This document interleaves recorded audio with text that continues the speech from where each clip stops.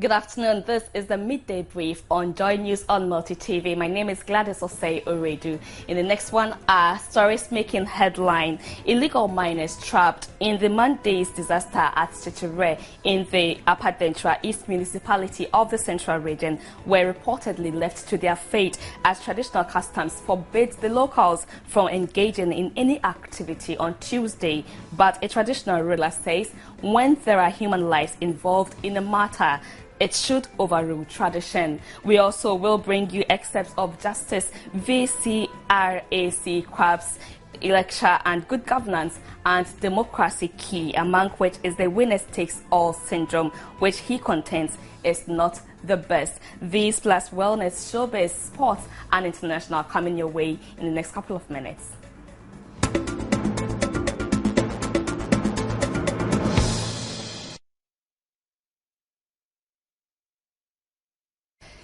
A retired Supreme Court Justice VCRAC Crab says it is important for government to be accountable to its people, even as public officers give information to the governed when need be.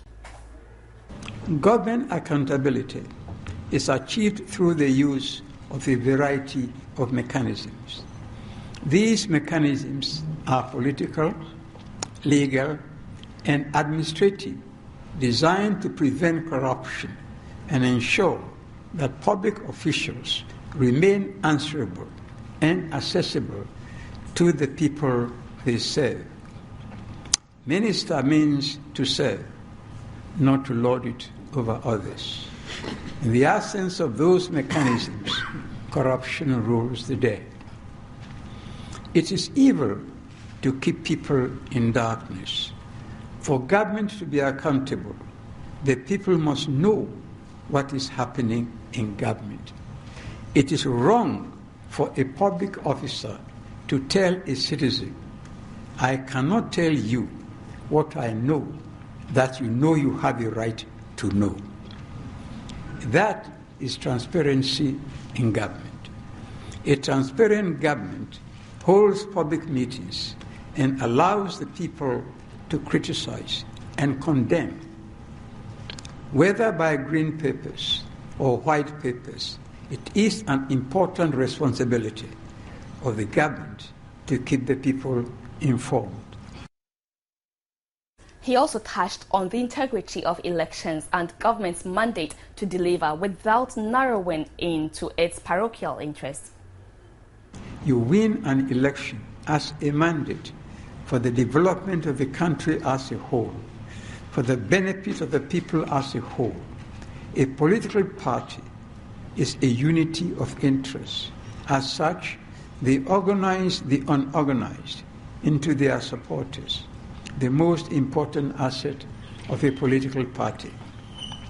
The danger is that they become too parochial and dominated by interest groups such that in office, the political party tends to forget the interest and welfare of the people and turn the focus on how by propaganda or otherwise retain power, a philosophy not often expressed of damn the people. So the role of the media in election cannot be underestimated, but Justice Crab believes the media can be manipulated to focus on propaganda. Despite these advances of the media, which strengthen civil society, journalists sometimes continue to face repression in their quest to save the eyes and ears of society. They are also prone to manipulation by interested and powerful groups, and thereby become not instruments for the dissemination of informed information, but channels for effective propaganda. He was disappointed that polarization in our political system has led to gross inefficiency. Polarization has now become extreme, caused in some cases by a delusional amnesia. When a political party wins an election, do only the members of that political party become citizens of Ghana? Others are not. Bus drivers are driven out of their buses. Even those in charge of public toilets are driven out. Members of boards of parastatals are removed from office, irrespective of what the law says. Where is the cry of one people, one nation, one destiny? Why have we lost so much faith in ourselves that we cannot see the Ghanaian whose only desire is to serve his country with devotion to duty, integrity, and faith in the motherland? Perceived as belonging to the other party, a Ghanaian, a citizen of Ghana, is handed out of office. Yet, President Obama, a Democrat, keeps Robert Gates, a Republican, in such a sensitive post as Secretary of State for Defense. Our destructive tendency of polarization has led to gross inefficiency in our public life and in the public services. We dare not lawfully dismiss a party supporter for the neglect of his duties or even for a misconduct in the public services. There is always a political party boss to question why. We and they has now become the order of the day.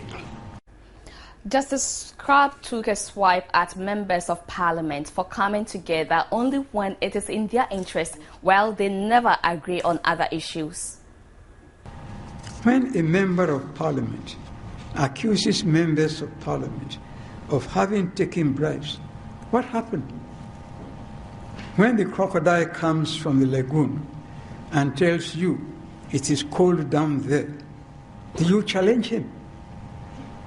It appears to some of us that some of our members of parliament have entered into a convenient form of marriage by which the NDC and the NPP copulate by night and litigate by day. They discuss salaries and financial business behind closed doors and boycott the sittings of parliament in broad daylight. It is very refreshing, though, that it appears that there is now the beginnings of a fresh breeze getting near us to cleanse the foul air which has polluted our public life. A new awakening of political consciousness, which shall, sooner or later, take the center stage of our political discourse and drive away polarization. He could not have ended without commenting on the pending election petition before the Supreme Court. We do not know what the outcome of the petition before the Supreme Court will be. What we do know is that by our resilience as a people, by our determination as a people, we can weather the storm and bring Ghana, dear, dear Mother Ghana, safely home onto the dazzling and dazzling heights of democracy. We do understand that the practice of democracy is not a bed of roses. We do understand that given the chance, the people of Ghana can stand as one people. We do understand that there are divisions in our midst, but equally we appreciate that we have the capacity and the will and the determination to overcome our differences and our difficulties. Still with Justice VCRAC Crabb, he says when good governance and the judiciary fail to uphold the rule of law and rather uphold the rule of man, democracy will fail. Good governance, therefore, depends upon the proper, effective, and efficient operation of the institutions of state. When the judiciary fails in upholding the rule of law and upholds the rule of men, democracy fails. When the legislature is corrupt and thereby inefficient and ineffective, democracy crumbles to the ground. When the organs of the executive lose credibility and faith, we create the beginnings of tyranny and the end of democracy. That is why I believe what Justice Leonard Hunt wondered, whether we do not rest our hopes too much upon constitutions, upon laws, and upon courts. These are false hopes. Believe me, these are false hopes. Liberty lies in the hearts of men and women. When it dies there, no constitution, no law, no court can save it. No constitution, no law, no court can do much to help it. Whilst it lies there, it needs no court, no law, no constitution to save it. He questions the worth of the Constitution if under its rule democracy is perverted. What is the worth of a Constitution if men and women, dressed in a little brief authority, play such fantastic tricks as would make the heavens weep? What is the worth of a Constitution if under its regime judgment flies to British breeze and men and women lose their reason? Destroy the institutions of democracy, and what have you? Shells are always empty. He was not amused that the winner-takes-all syndrome is affecting the building of the nation, making reference to the 1969 Constitution on choosing members of Council of State. During the 2012 election campaigns, we witnessed lies, deceit, acrimony, excessive partisanship, all culminating in the call for a serious approach to this syndrome of winner-takes-all philosophy in our contemporary politics. Democracy thrives on the basis not of conflict alone, but on the basis of both conflict and consensus. In their proposals for the Council of State, they provided as the first person to be a member of the Council of State the person who obtained the highest number of votes other than the president at the immediately preceding presidential election, able and willing to serve as a member of the Council of State. There you have it, a very great emphasis on the values of national unity. Call it power sharing. Justice Crabb noted it was strange that Ghana now looks to Kenya and Zimbabwe for a solution to our constitutional problems. It seems to me strange, so strange, that we now look to Kenya and Zimbabwe for a solution to our constitutional problems, when they have put into practice the philosophy of national consciousness which we here in Ghana have been preaching for over 40 years. It seems strange to me, so strange, that we are now nurturing a national appetite for anything coming outside of Ghana. And yet, the ideas, the ideals for democratic governance in Ghana are all here in Ghana with us. The institutions which we seem to covet, because they are of others, did not come from above. They were sown, grown, nurtured by the genius, if you like, of men and women of the places where the institutions have grown. We do not lack that kind of genius in Ghana.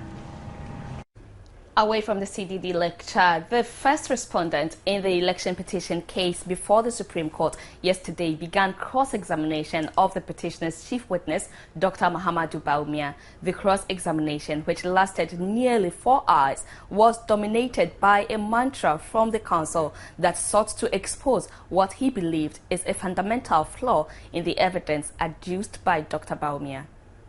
Documents, can you confirm? In a cross-examination that lasted well over 4 hours, lead counsel for the first respondent, Thorny Letha, produced copies of pink sheets presented by the petitioners, which he said had different exhibit numbers, but from the same polling stations. Thorny Letha repeatedly and laboriously identified the various polling stations with double exhibit numbers to affirm his point that it was a deliberate attempt by the witness to deceive the court. From these documents, can you confirm whether you have repeated polling stations? From this document, there are 2 pink sheets. The same pink sheets with different exhibit numbers. Absolutely. From what I understand. Absolutely. And that is the case. There are 2 pink sheets with different exhibit numbers. But I am very sure that it is not going to be the case that we would have used the 2 pink sheets in this analysis that we've done. They are very separated. The lead counsel for the first respondent persisted a long while, despite an attempt by one of the judges to restrain him. Dr. Bawumia, meanwhile, maintained throughout the routine that even though the exhibit numbers were different for the same polling station, as pointed out by the lead counsel for the first respondent, figures from each polling station were only entered once in his analysis. Have you noticed, Dr. Bawumia, that almost invariably the sheets have different colors? You have? I have noticed. Yeah, okay. My lords, one of these sheets has an exhibit number that was generated electronically. And the other sheet has an exhibit number which was manual. I think at some point we had moved away from the manual to the electronic to avoid error. So I think some of these sheets which were done manually were actually delivered along with the same sheets which were done electronically. But on the CD-ROMs you would see the electronic numbering, and it is those ones that are. It's just one, so they may be duplicate, but it's just one that enters the analysis. The court adjourned proceedings until Monday. After the hearing of the election petition case, Joy News caught up with some lawyers for their comments. Here are excerpts. The only thing so far that is transpiring is that counsel for the first respondent, Mr. John Mahama, is coming out with pink sheets that he seems to be suggesting are double counts because they appear twice in the bundle of pink sheets that have been put to the court. His answer, that is Dr. Bawumia's response, has been consistent that these may have come about because of the numbering that are taking on, but he was firm and consistent that none of the documents were counted more than once in his analysis that he had presented to the court. And therefore, the evidence is consistent. We have not changed our case as the respondents are claiming. We are very firm in our evidence. We have not misled the court, and that at the end of the day, it will be clear from the CD-ROM, which the court itself is possessed of and which the court is looking at.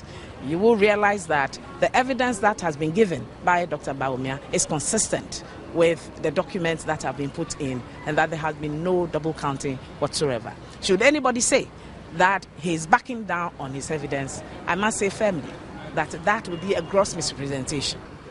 Recording 2 different results which were, put together and padded to add to the president's vote. This became the subject matter of cross-examination, and you saw what happened, all of you. We all saw what happened, that the witness, Dr. Bawumia, eventually had to backtrack, and as you could see, had made admissions that indeed there were two pink sheets, though in one polling station or under one code, but they represented different results, occasion at that place. However, he gave an explanation that they took only one result out of it in their main count. That's another interesting point that has been made. The consequences of that we shall see as the cross-examination continues. But it is only also only showing that we all make mistakes. So to say that the EC has made mistakes and the mistakes should be ascribed to the president clearly shows that if in fact they are now making these admissions, then it makes that there are mistakes we all do make. Away from the judiciary, some illegal miners who were trapped in a pit collapse on Monday's disaster at Chichire in the Upper Dentra East Municipality of the Central Region were reportedly left to their fate as traditional customs forbade locals from engaging in any activity on Tuesday. But according to Edumasahene Nana Ansakwao IV, when there are human lives involved in a matter, it should overrule tradition, emphasizing the gods are not foolish. It's all about life and death. There's nothing more important than life. And so if life is being lost and it happens to be a Tuesday or any particular day which you have set aside to rest, that life supersedes that law, and then you have to go in there and save those people. The gods are not foolish. So if you've come there to save their own, because presumably you're protecting and respecting the gods. These people who have been buried are sons and children of the same gods. And I'm sure nobody will be upset that if you come into the bush or the wilderness to rescue. I think it's far-fetched. I mean, even if you take it to the biblical sense, what did Jesus say? That, the Sabbath was made for man and not man for the Sabbath. It's the same. These rules apply to us as well. And I think they went a bit extreme. Nanansa added that even though our traditions are there for essential reasons, it must not tie down the people. The principles are still the same. The principle is to save nature and life.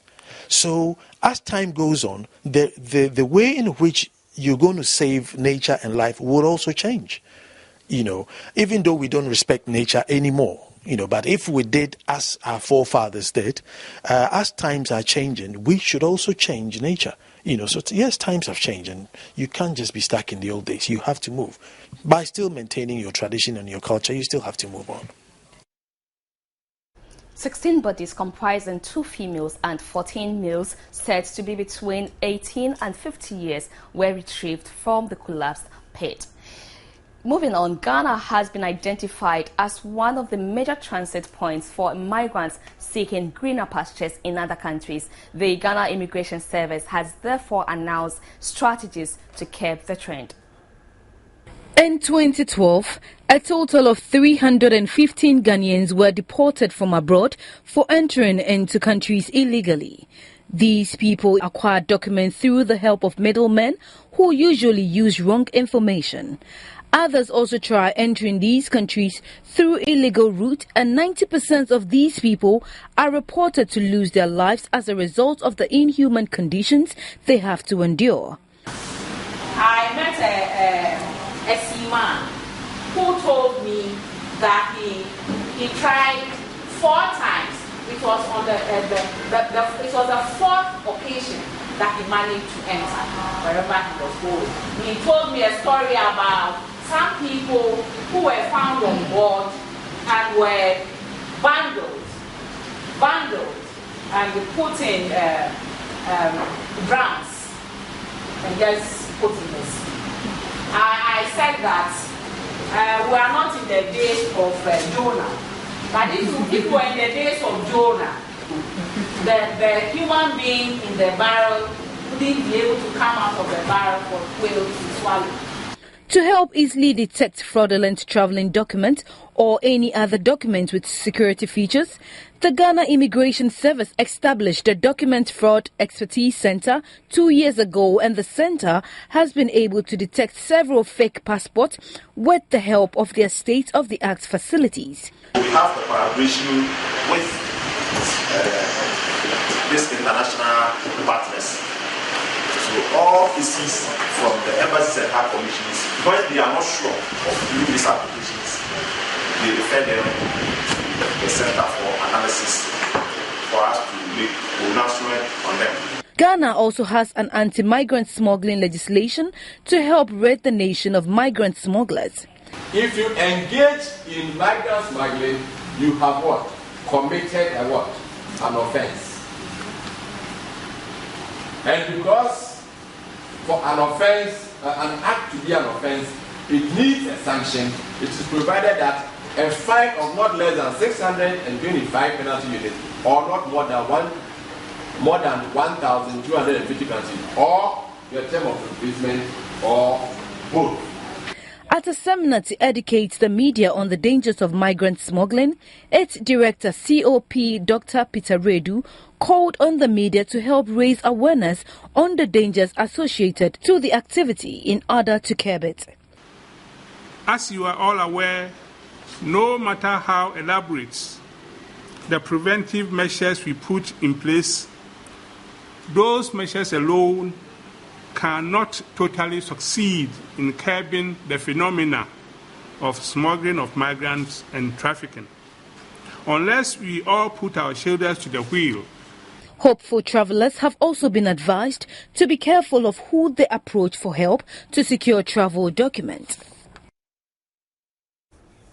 The Government and Hospital Pharmacists Association says it would continue its strike until the Fair Wages and Salaries Commission implements the ruling of the National Labour Commission, giving backing to their demands for embarking on the action. The NLC on Wednesday threw out an application for a stay of execution filed by Fair Wages and Salary Structure, seeking to stop the pharmacists' strike.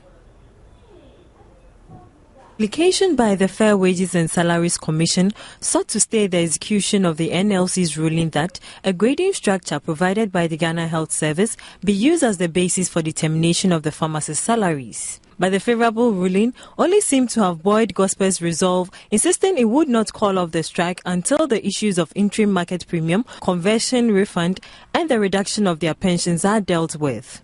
Our members have made it clear, when they went on the strike, that after going through this process for 1.5 years, painstaking process, this time around they want a clear and definite solution to these two issues, and they think that immediately that issue is resolved, it will be a factor for them to come back to work. Gospel has been on strike since April 8th to demand the resolution of their grievances. Meanwhile, the Ghana Medical Association also says if their members' conversion difference and reduced pensions are not resolved, they will be forced to step up their action by withdrawing emergency care. If you have 3 issues, only one seems to have been resolved, and there are 2 more issues outstanding, there is always a probability that you may have to come back and go on strike again. So we don't want to go through that cycle. Indeed, we want to end these issues. What we want to see happening is that let's get all these issues resolved so that we don't go back onto that route. But it's a grace period that we gave. The grace period was for a week, and so we are in that week now. And so if by next week we still don't get resolution to those 2 issues, that is a conversion difference and the pensions, per the roadmap, we would be withdrawing our emergency services come next week.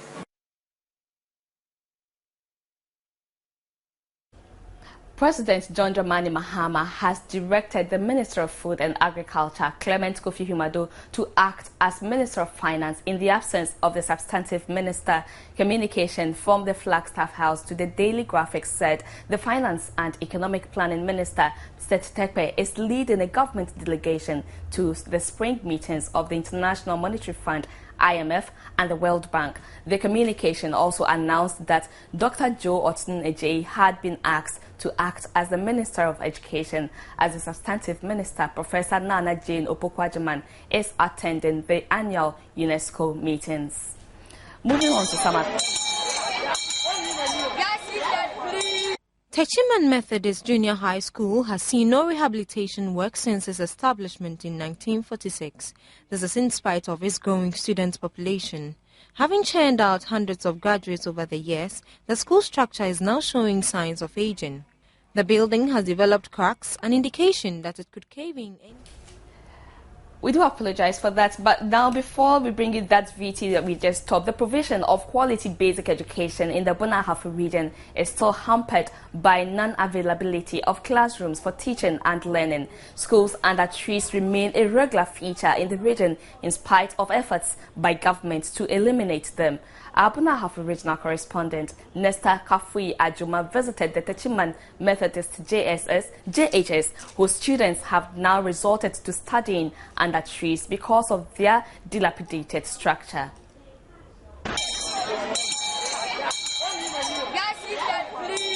Techiman Methodist Junior High School has seen no rehabilitation work since its establishment in 1946. This is in spite of its growing student population. Having churned out hundreds of graduates over the years, the school structure is now showing signs of aging. The building has developed cracks, an indication that it could cave in any time. Some of the doors and windows are also detached from the building, whilst the aluminium roofing sheets are dotted with holes. Obviously, teaching and learning in these classrooms are put on hold any time it rains or when the weather gets extremely hot. That aside, the teachers hang around the school premises, either on the corridors or under trees, since they have no staff common room. When our news team visited the school, the students were writing their end-of-term examination under trees, which also double as their classrooms. Some of the students who spoke to our news team called on former students to help renovate as well as build more classrooms for effective academic work. We have broken doors and windows, and this has given the town boys an opportunity to come here by night to do whatever that they want. The government will provide us enough classrooms, and even if you can get us a computer laboratory, we don't have it. Another serious challenge confronting the Techiman Methodist Junior High School is the invasion by town folks who sometimes wander in classrooms during class hours. David Barson is the assistant headmaster of the school. We've made several follow-ups. After we have written letters to the Municipal Directorate of Education and then the Municipal Assembly to come to our aid, we made follow-ups, and then we are always assured that because of the priorities measures taken, our school is still under consideration. So we are appealing to the NGOs, benevolent societies, and also reminding the Municipal Directorate and the Municipal Assembly to still come to our aid.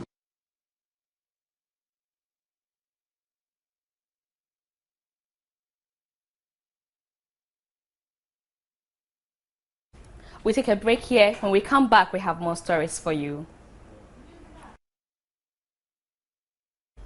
You're watching the Midday Brief on the Joy News channel on Multi TV. Parliament's Appointments Committee has demanded the Deputy Northern Regional Minister designate to produce his ordinary and advanced school level certificates. This was after Alhaji ABA Hussaini had admitted to the committee that the certificates were missing.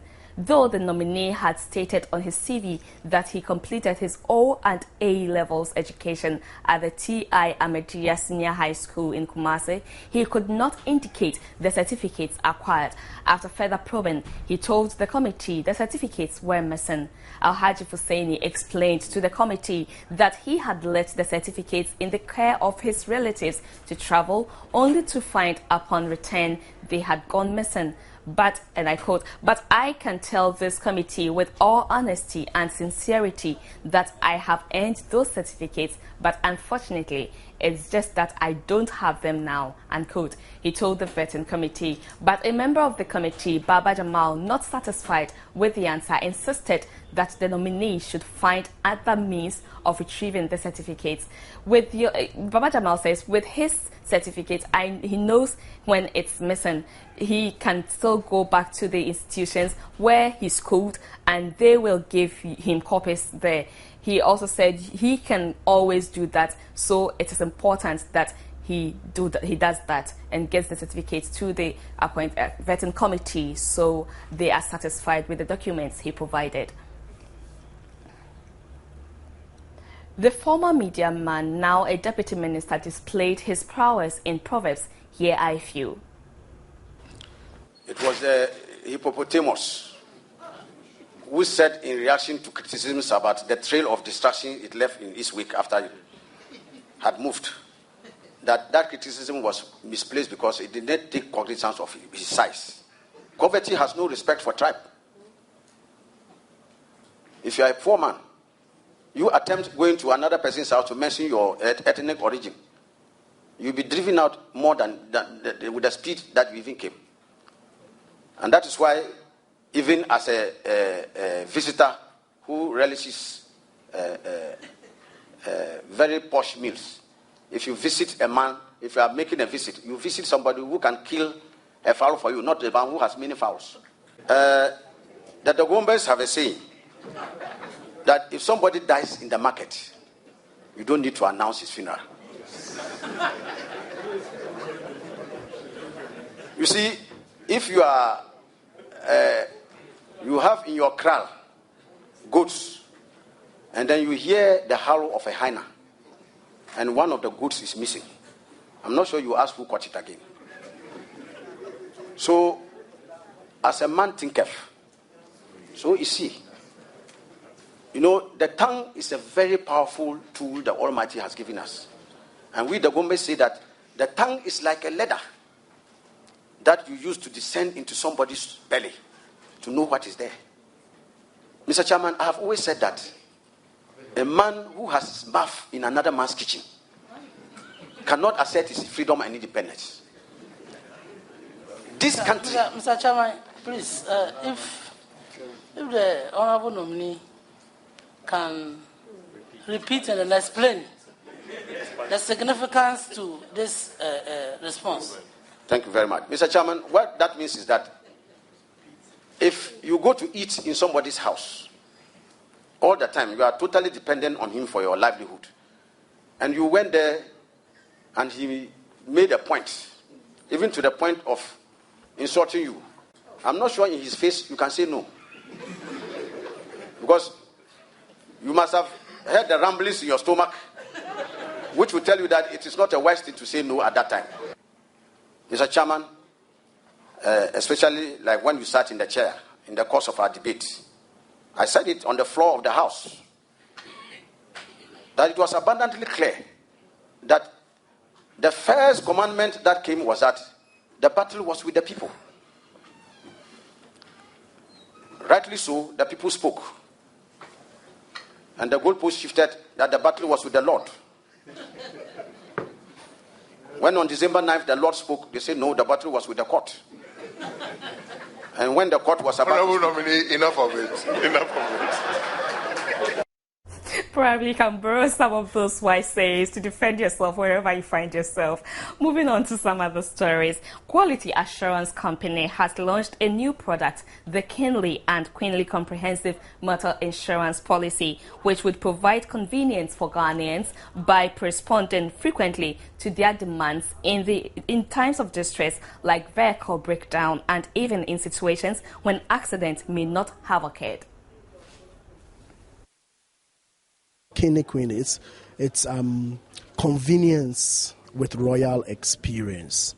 And so you know that what we intend to do is to provide convenience, not just providing it, but providing it in such a way that you feel like a royal. So we say we're giving you free towage, we're giving you 24-hour breakdown assistance, we're giving you a courtesy car. We will remind you of your roadworthy and driving license renewal. And also, we say that we will give you a discounted tracker, we will install it free for you and give you the reports free. Product itself has a social aspect. and you know the percentage of road accidents that are caused by broken down vehicles. What we are saying is that in the shortest possible time, we will tow a vehicle off the road if you are insured with us. Percentage of this product will go to pediatric. We managed to raise 20,000 Ghana cedis, and we are yet to give it to Kolebu Pediatric Department. And so we're hoping, our target is to raise 100,000 for them by the anniversary of this product. Yeah.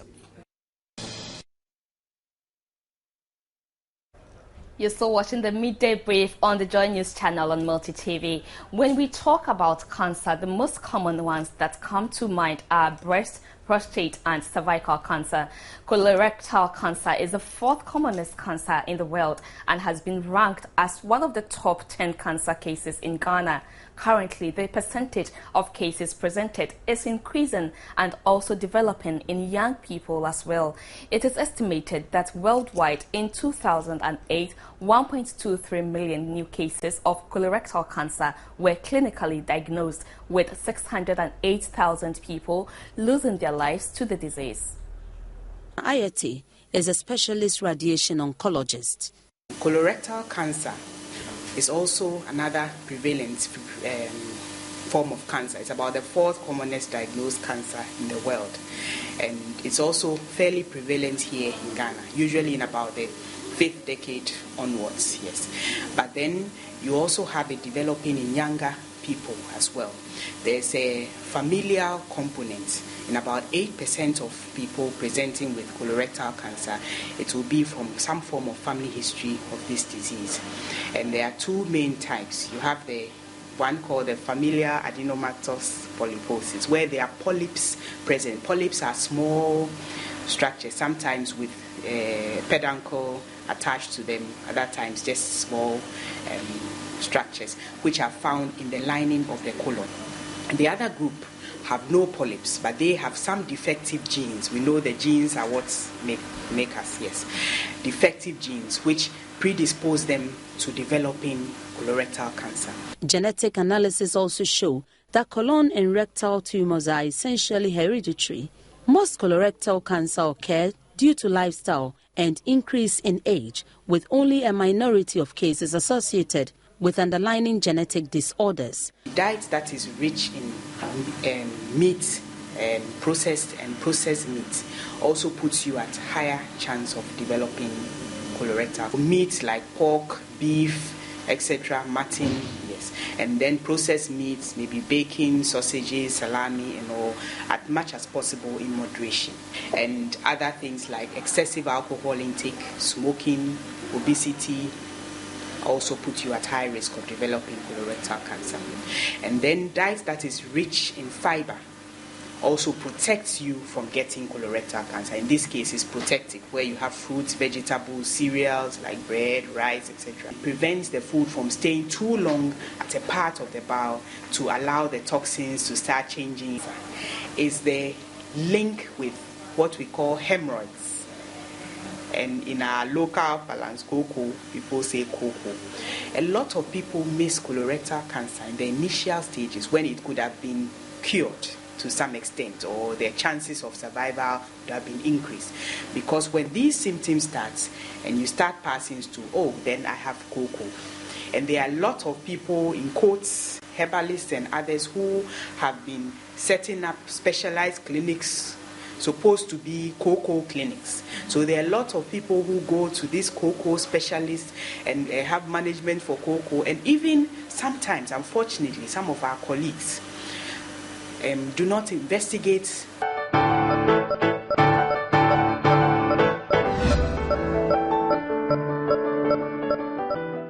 That was a little education on colorectal cancer. Moving on, a French family of 7 kidnapped by the Al-Qaeda-linked armed group Boko Haram in Cameroon in February have been freed and are in the hands of officials in the Central African coastal state, President Paul Biya says, and U.S. police are hunting a suspect in Monday's deadly Boston Marathon bombing in a small town near the city.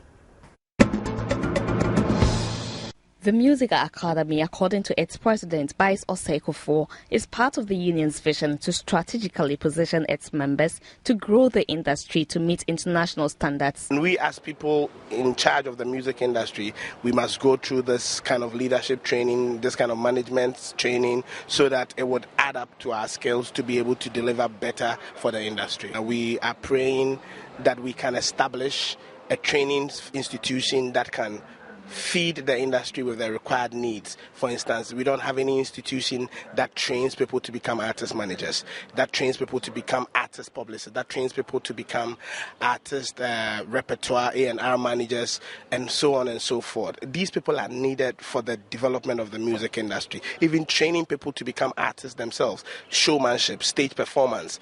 You know, how do you manage your art yourself as an artist? We don't have that institution. So together with NAFTI, the Musicians Union of Ghana is partnering with them to establish what we would call the Music Academy. Obwo adds that Musica and NAFTI have already signed an MOU for the partnership, adding the academy will be a department at the Film Training Institute from this year.